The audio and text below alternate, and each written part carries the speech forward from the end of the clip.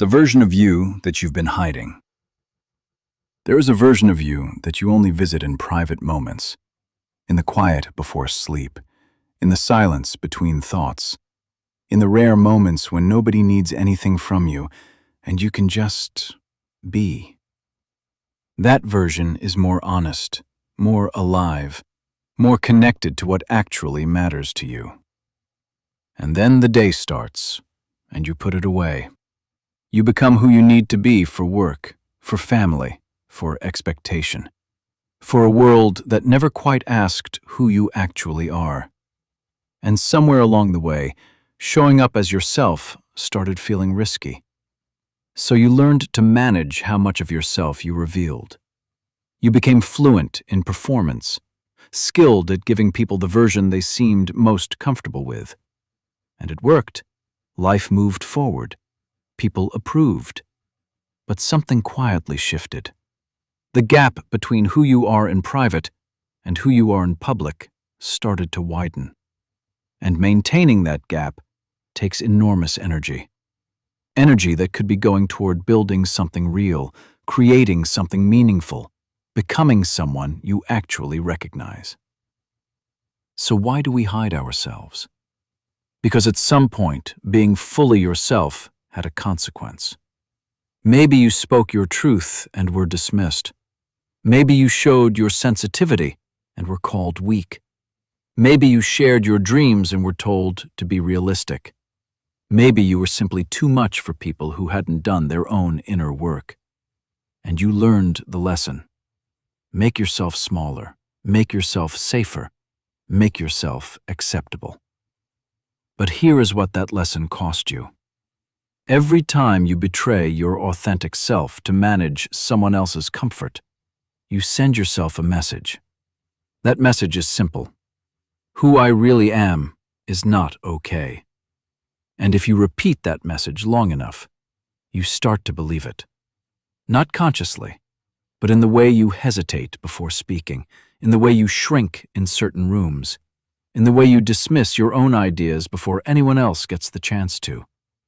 You became your own gatekeeper, filtering yourself before the world even had a chance to respond. So how do you find your way back? The first thing is to understand that authenticity is not about oversharing. It's not about being raw and unfiltered with everyone everywhere. It's about being honest with yourself first. Before you can show up authentically in the world, you have to know who you actually are beneath the performance. What do you actually believe? What do you actually value? What kind of life do you actually want to live? Not the answers that sound good, the real ones.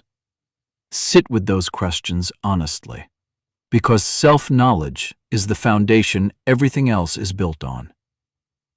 The second thing is to start small.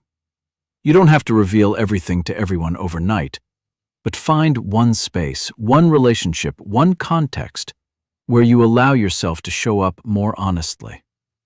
Notice what happens. Notice how it feels to be seen rather than performing.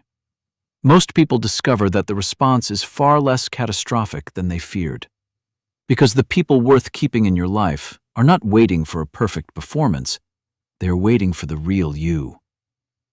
The third thing is to stop editing yourself before you've even begun.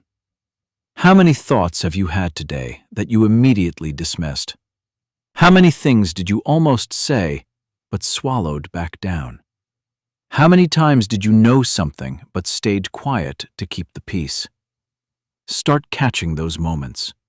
Not to act on every single one, but to notice the pattern. To see how automatically and how constantly you filter yourself out of your own life.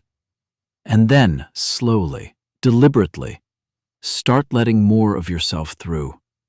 The version of you that you keep hidden is not too much. It is not dangerous. It is not something to be ashamed of. It is your greatest asset, your depth, your perspective, your unique way of seeing the world. These are not liabilities. They are exactly what the world needs more of. Because the world is full of performances, full of carefully managed versions of people saying what they think they should say and being who they think they should be.